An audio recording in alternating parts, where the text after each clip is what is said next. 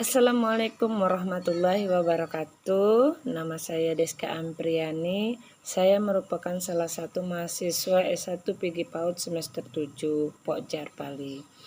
Untuk kali ini saya akan menjawab tugas tutorial 2 dari penulisan karya ilmiah. Untuk soal yang pertama, menurut Anda, apakah fungsi utama dari kajian pustaka bagi suatu karya ilmiah? Dan uraikan berdasarkan pendapat pribadi Anda.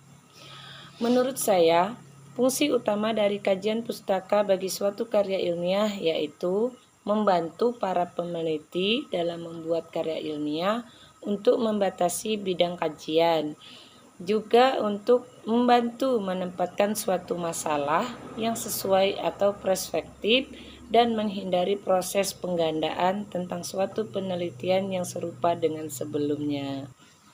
Untuk soal nomor 2, bagaimanakah plagiarisme bisa terjadi secara sengaja dan bagaimana Anda dapat menghindarinya plagiarisme secara tidak sengaja tersebut? Tindakan plagiarisme dapat terjadi secara sengaja karena menyalin tulisan orang lain tanpa menyebutkan sumbernya, dan dapat juga terjadi karena suatu kelalaian penulis. Dan untuk menghindari terjadinya plagiarisme secara tidak sengaja, yaitu yang pertama, menyertakan sitasi, yaitu keterangan informasi atau sumber informasi yang didapat. 2. Mencatat berbagai sumber daftar pustaka sejak awal, melakukan parafrase, melakukan interpretasi, dan menggunakan aplikasi anti plagiarisme. Untuk soal nomor 3, di sini ada nama pengarang, judul buku, penerbit, tahun terbit, tempat penerbit. Dari data di atas, susunlah daftar pustaka buku tersebut.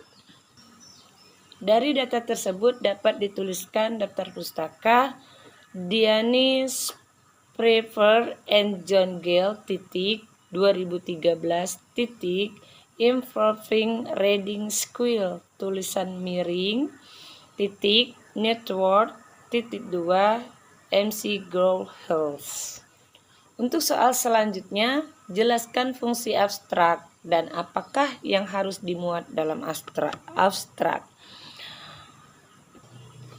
Fungsi abstrak adalah sebagai komponen inti dari sebuah karya ilmiah atau sebagai gambaran secara umum inti dari sebuah karya ilmiah dan sebagai bahan pertimbangan pembaca untuk membaca keseluruhan tulisan.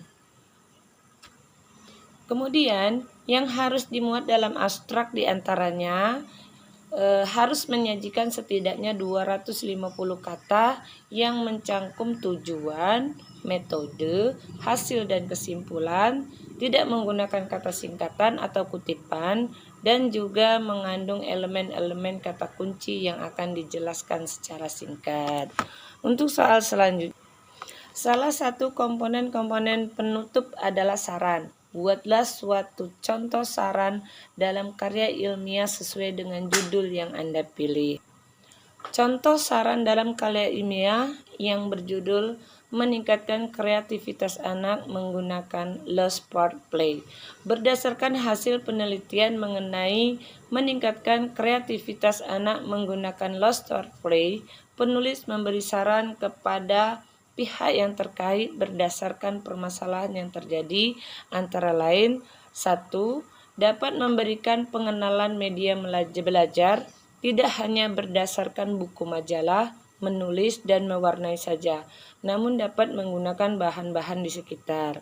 Yang kedua, guru dapat selalu memberikan dan membuat ide-ide baru dalam merencanakan pembelajaran. Dan yang ketiga, memberikan kesempatan bagi guru untuk mengikuti pelatihan atau diklat untuk menambah pengetahuan bagi guru.